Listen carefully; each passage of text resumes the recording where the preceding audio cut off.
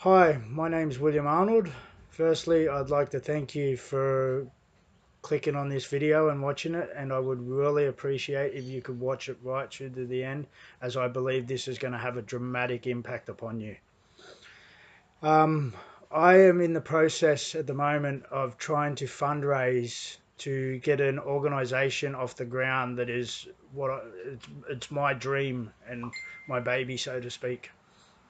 It's an organization that's dedicated to helping men. And what I mean by helping men is give them a place of support to get them away from triggers that leads to them killing themselves. And as you just heard, that's right, an organization that aids in stopping men killing themselves.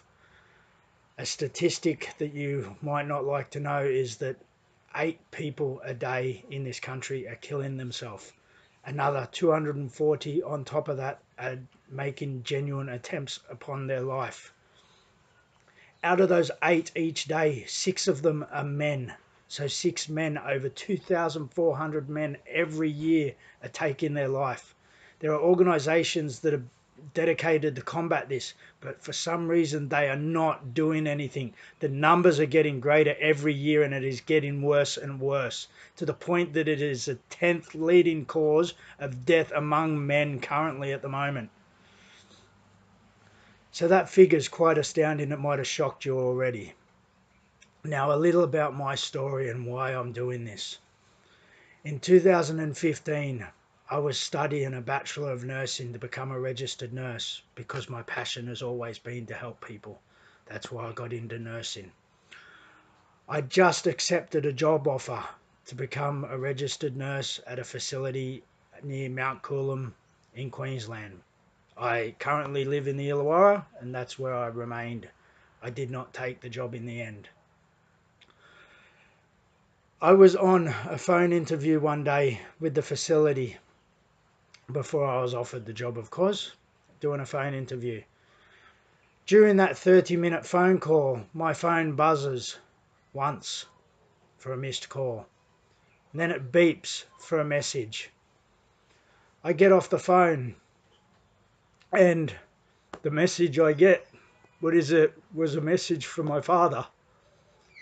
The message said that when my sister gets home, don't let her go in the garage. Now, this isn't my little sister.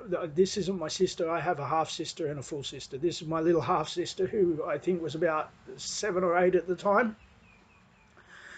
And he told me where his life insurance papers were and everything, that he made me the beneficiary. Now, this is a message I got after a fucking job interview, so not the most pleasant thing I was on a high, and then I was all of a sudden smacked back down. At the time, I was 25 minutes from where my father lives. I get on the phone to the ambulance and I don't even know my fucking dad's address. I had to hang up the phone. I ring my then partner at the time to get my dad's address. She knew it. She Googled it for me because I was too busy driving. I was racing to my dad's house, texting whatever. Yeah, that might be dangerous and it's dangerous and you shouldn't do it while driving, but when someone is going to kill himself in your family, a lot of rationale goes out the window. Um, I then get back on the phone. I tell the ambulance, get the ambulance there. I ring my brother-in-law, who's 5 minutes away, and ask if he can go check on my dad, that my dad's going to hang himself. He races there. I contact my sister. My sister's driving a car. She near crashes the car because of what I've just told her. And I'm still racing to my dad's. If a police comes behind me, I don't care. I'm racing. The coppers can chase me. I get to my dad's house. There's 4 cop cars and 2 ambulances there. All I could think was, I hope my dad's not dead. I race to the garage and everyone's stopping me. And my brother-in-law's sitting there and he's trying to stop me because no one wanted me to go near him, near the garage. I push multiple people out of the way. And there's my dad, dead on the floor. Something I never, ever want anybody in this world to ever go through what I went through when I seen my dad dead. That's why I'm starting this organisation. Now, on the bright side of this horrific traumatic experience, which is still traumatic for me now, I've gotten past, but it still hurts every day that I think of it or if I talk about it, as you can tell. My dad survived after an hour and a half of resuscitation. They got my dad's heart going. My dad has a heart, a pacemaker and a defibrillator. Had he not had the defibrillator trying to shock his heart repetitively, he wouldn't be here right now. So I'm blessed and grateful that he's here. Now, my dad was in a medically induced coma for over a week. When he finally came to, they didn't know what damage was going to be sustained as a result. My dad didn't even know who I was, didn't know who his current wife was, didn't know who his current daughter was, thought my son was me. I have a son who's now 19. He thought my son at the time was me. He thought I was still married to my mother. Now, nearly 3 years have passed. My dad still suffers brain damage. He has a short memory. He remembers a lot of long stuff, but it's an impaired memory. So when he talks about things that happened in the past, they're sort of mixed up with other stories, or they're not the way he remembers it. He has frontal lobe deficits, so his behaviours aren't normal. He makes inappropriate statements or does things that he shouldn't do, where we have a filter for that sort of stuff that goes, well, that we shouldn't do that. That's not right, so we don't do it. Well, he does not have that. He's weak all the time that he spent in hospital in a bed. Pretty much, he's never had the motivation to get out and do anything about it. So my dad suffers depression on a daily basis still to this day. My dad didn't know who to turn to that day it occurred. He tried to contact me. I was on the phone. He tried to contact others. People were busy. No, so he thought no one cared. So he wanted to kill himself. Now the next tragic moment after that was I myself have suffered depression in the past, and it was only 7 months ago I made an attempt to take my life, and I'm still here. But I come home one day, I was depressed and decided to get a necktie and tie it around the door handle and tried to hang myself and slump myself into it till I passed out. And my son came home and knocking on the door, knew I was home but no answer, and he knew I was going through a tough time, so he barged his way through the door and could feel that I was hanging off the door. Now, if my son did not come home at that time, I would not be here right now. And my son almost went through the exact same thing I went through. I don't, after the guilt that I have from that, I don't want anybody's kids to ever go through what my son went through. I don't want anyone to ever go through what I went through with my father. And ultimately, at the end of the day, nothing is worth ending your life for. That is something I've come to realise. I've had ups and downs in my life. I've hit rock bottom in my life before, and still I stayed here. And I, when I made my attempt, I've been a lot lower than that, but for some reason I still attempted to take my life. I tried to seek support. I looked for organisations out there. They exist, but they're not easily accessible. Men's sheds, they meet once a week. Men's sheds are aimed at 40 plus guys and stuff like that. Beyond Blue, that's an organisation that's not men only or men originated. It started off that way many years ago, but nowadays it's family originated. It's run by an organisation that employs every women and everything and stuff like that. Sorry, no offence to women and all that, but I myself don't want to go to a place and pour my heart out to a female that's not going to understand how I feel. And she might understand the depression side of it, but it's a whole different thing. Like, men, we react differently. We don't want to share our problems with another woman usually. We want to share it with another guy. So, or I don't want to go in there and have a female looking at me and then I think she might be judging me or something, or then I'm getting anxious and that. So I don't go seek the help there. There's another one. There's Black Dog Institute. To even attend their programs and to do their programs, you need a diagnosis of a mental illness or bipolar or something like that. Now, many know, as it is, us blokes, we don't like to talk about our problems. We don't want to go to a doctor's clinic or a doctor's surgery or medical centre and get a diagnosis of depression. We don't want that because the stigma associated with it is still high and rife in society, that we don't go get a diagnosis or seek the help that we need because we don't want to. We don't want to know that. We don't want to know the worst case thing. To us, it's the worst case scenario. We don't want to know that that's the problem. So we don't do anything. Or guys will they'll fix it by going and drinking down the pub with their mates or something, get a Band-Aid solution, and then they feel even more shit afterwards. So that's what occurs. It's a vicious cycle. And there's no organisations out there that are easily accessible for guys. I've rang Lifeline even before. I've sat on the phone for half an hour. In half an hour, a guy's going to be dead. That doesn't fix the problem. You could have 50 million people operating phone lines. It doesn't fix it.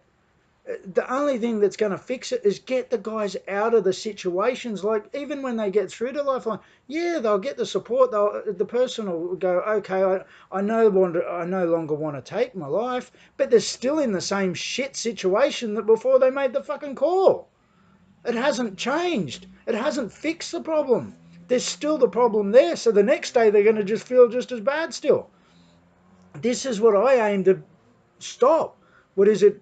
With my organisation, I aim to give blokes a place. They can come anytime. They don't need appointments. They don't need to make a phone call. They just turn up. Come there. We'll support you. We'll have your back. We'll listen to you. We will talk to you. We'll do stuff with you. We will help you get a life again. Get you out of that shit situation within your head or wherever you are. But yeah, the organisation itself, there'll be things to do, and this is what I'm fundraising for, to get the facility and everything in place and all that for guys to be able to just come and do it.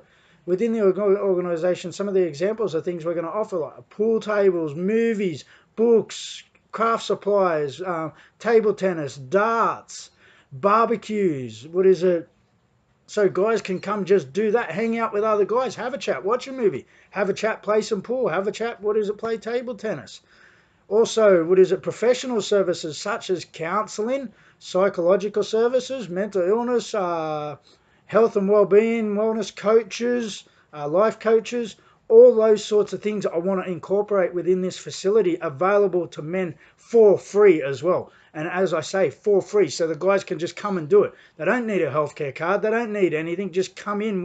We're offering this to you. If services start to get too busy, yeah, they might have to wait or something. But while they're waiting, they can still do something. And yeah, and if guys can't drive a car, for example, we want to have a service where you can be picked up. So like a minivan, you can go, a guy can ring up, look, I want to come hang out. Can you please come pick me up? Okay, no problems. We'll be right there. And however long we can get there, we'll get there as soon as we can, and we'll pick you up and we'll bring you there and we'll drop you home. Of course, it'll be accessible by public transport, but some people can't drive. Some people don't have the money for public transport. And that's why we want to offer a service where we can pick them up and drop them off. Aside from that, we want to offer like weekly activities, like say a group, like get out, have a game of cricket. If you've got kids, we'll have a day where we'll go play cricket with the kids. Once a month occasionally, weekends away, or golf days, retreat days, where we go spend a few days at a retreat, say golf, fishing, go on a fishing charter. Other things like say if another guy at the centre goes, oh look, I've got to do this stuff to my house, but I just got no motivation. The other guys might pull together and go, well, stuff it, we'll come help you, mate. So like working bees even. These are the sorts of things. And as I said, the sky's the limit when it comes to it. But when it comes to organisations currently available in Australia, nothing like this exists. And the ones that do exist aren't cutting the mustard, so to speak. They are not even making a single dent in it. It is getting worse every year. And that's the biggest problem. It's getting worse every year. Yes, I'm going to start with one facility. Within 10 years, my goal is nationwide to have facilities everywhere. But in order to achieve that, I must succeed with one facility. And that's where I'm asking you for help. What is it? For me to get this off the ground, I have to raise the funds. I have a My Cause page where fundraising is occurring, or I have a direct account that is it's the organisation that I'm starting is called Blokes Space. One of our slogan ultimately in the end is you're not alone. And that's what we want every guy to feel, is that he's not alone, and we are a place where you will never feel alone, free from judgment and everything. Free from judgment, a guy can be loved and come and be himself. Get away from the shit that's causing him to kill himself and come and just be himself again. Find himself at that place. So that way when he leaves in the end, that once he's found himself and gets home or whatever and something triggers him, he can come back again, find himself again, keep coming till it becomes a routine where he doesn't need us no more. But at the end of the day, we want to be there for every guy that needs us. Be it, even if they feel better, they can always come back. No matter what, it's an organisation that is always going to be accessible for guys. Now, the fundraising, as I said, I have worked out costing on everything that's needed. I work out I need at least $200,000 raised. $200,000 seems like a lot of money, but when it comes down to it, if this stops one guy taking his life, it's worth every bit of the money spent. In order to do this, this will get the facility. It will get everything that's needed within the facility, get transport for the facility, everything that's needed, pay. It will cover rent for over 12 months with a facility. And then ultimately in the end, hopefully go longer than that. The more I raise, the more I can do. And that's all I ask. I ask for your help. I ask for you to look deep down in your heart. I'm sure everybody out there, anybody watching this video right now, I can guarantee or almost guarantee you know somebody or have had somebody close to you, or you know somebody close to you that's been affected by somebody wanting to kill their life. So all it takes is in here. I'm not asking for people to donate their life savings or donate their weekly income. All it takes is as little as $10. What is it? I'm putting my own money into this as well. I'm not asking for people to put theirs in and me not do anything. So aside from me giving my time, I'm putting my own money into it and everything.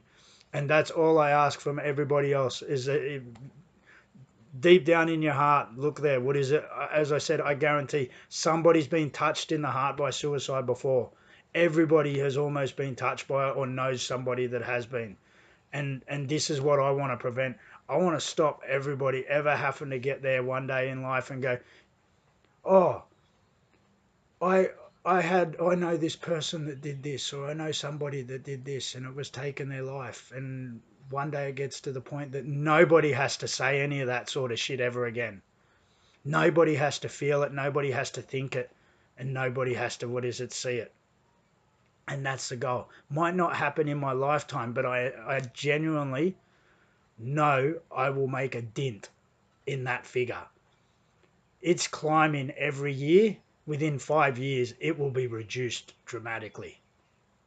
In my area for starters, and other areas, I hope, if I took this nationwide, within 10 years, that figure, there won't be 2,500 men taking their lives if we had facilities all over the country.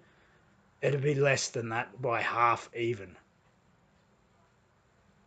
But yes, I would like to thank you very much for watching my video and appreciate, and I am genuinely grateful that you've taken the time to watch this video. Now, as I said, all I ask is for you to look into your heart and please pledge this, even $1, whatever. Every donation counts, and that's the key, because without donations or without your help, this is not going to be able to occur. Anyway, I thank you again. Take care, and hopefully we can get this off the ground as soon as possible. Thank you very much.